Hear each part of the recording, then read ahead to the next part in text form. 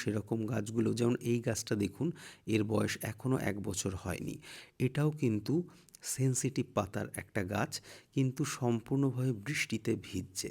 দেখুন বন্ধুরা, পাতা দেখলেই বুঝতে পারছেন কিছুদিন আগে হার্ড প্রুনিং করে দেওয়া পরে নতুন পাতা বেরিয়ে এরকম সুন্দর হয়েছে। আমি ব্যবহার করেছিলাম মাইকোরাইজা ভ্যাম।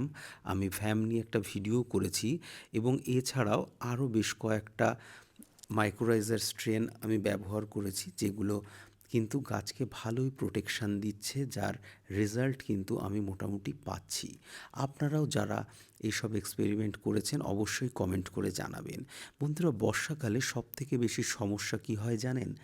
প্রবলেম হচ্ছে আমরা যখন গাছগুলোকে একটা জায়গায় পরপর করে রেখে দিই কাছাকাছি এনে, তখন গাছের ভিতর দিয়ে বায়ু চলাচল ঠিকভাবে করে না।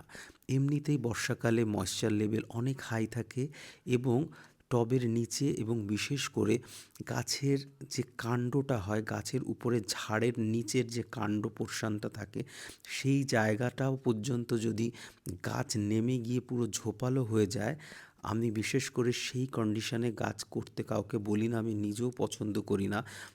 সেই রকম জায়গাতে কিন্তু ফাঙ্গাল ইনফেকশন এবং বার্গ ড্যামেজটা সবথেকে বেশি হয়। সেজন্য গাছের কাণ্ডকে সবসময় একটু হাইট দিয়ে তার ওপরে আমি গাছ করার চেষ্টা করি, এবং আপনাদেরকেও সেই সাজেশান দিয়ে থাকি। আপনারা অনেকেই কিন্তু সেটা করেছেন, ভিডিওয় পোস্ট করেছেন আমাদের ফেসবুক গ্রুপে, এবং আমার মতনই কিন্তু গাছের স্ট্রাকচার আরও সুন্দর অনেকে করেছেন। গাছগুলোকে আমাদেরকে বর্ষাকালে কিন্তু একদম কাছাকাছি জড়ো করে রাখা চলবে না একদমই, এবং চেক করতে হবে গাছের মাটি মধ্যে দিয়ে জল ঠিকভাবে নেমে যাচ্ছে কি না। অনেক সময় ওয়েল ড্রেন সয়েল বানানো সত্ত্বেও কিন্তু কখনো কখনো নিচের দিকে কোনো কারণে জল আটকে যেতে পারে। সেজন্যে আমাদেরকে কোনো শিক বা ওই জাতীয় কিছু দিয়ে মাঝে মধ্যে একটু ঘাটিয়ে দিতে হতে পারে, বা ছিদ্র করে দিতে হতে পারে, যাতে করে জল নেমে যায় সহজে।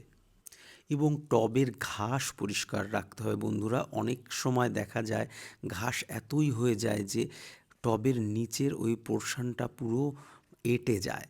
এই সময় কিন্তু খুব সহজেই গাছ নষ্ট হয়ে যেতে পারে, কারণ সেই জায়গায় বায়ু চলাচল ঠিকভাবে করবে না। এই এয়ার সার্কুলেশনের অভাবে ওখানে ফাঙ্গাল ইনফেকশন হয়ে বার্গ ড্যামেজ হয়ে যেতে পারে।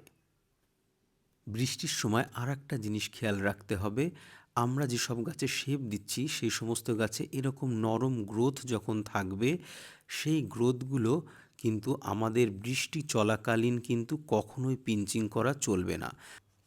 বৃষ্টি